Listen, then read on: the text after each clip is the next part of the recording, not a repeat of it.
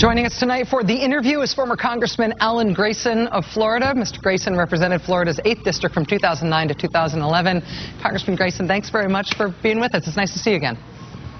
Thank you. You have and have always had a knack for saying things in a way that connects with people. Sometimes you upset your critics, but you definitely always enthuse your supporters. The Occupy Wall Street protest also seemed to really be connecting with people, despite a real campaign on the right to portray them as scary. What do you think is resonating so much here?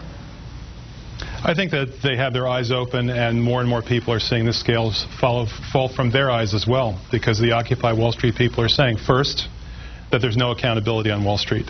They wrecked our economy. Years ago, they took a healthy economy and they gave us 9%, 10% or more unemployment. And they destroyed 20% of our national wealth in the course of just 18 months.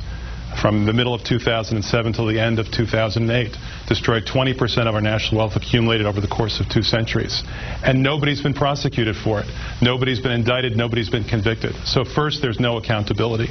The second thing is that they've created a system that is enormously unequal.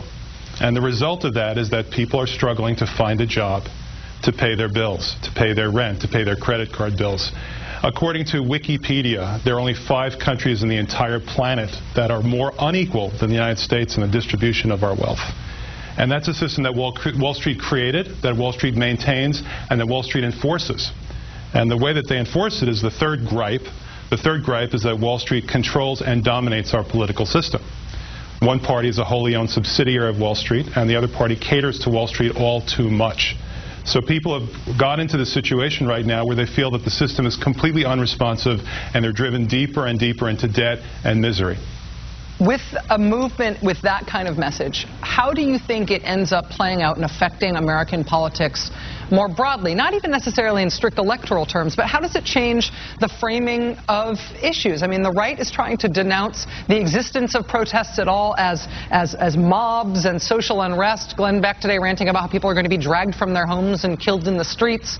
The kinder, softer version of that to say that the protesters are motivated by class envy and class resentment dividing the nation. The right is reacting to this in slightly hysterical terms. That implies to me that people have actually got a message here that the right is worried about.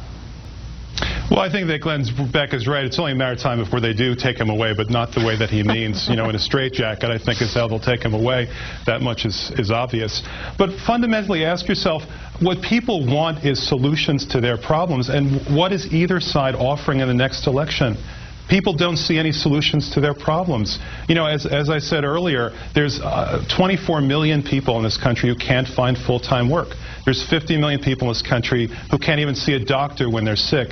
They want to know what's being done about this. What is going to help them in their ordinary everyday lives? And they're desperate for solutions to those problems. The right certainly isn't offering any. You heard Herman Cain. His answer is get a job. Well, it's not that easy. You know, if one person's out of work, maybe that one person can find a job.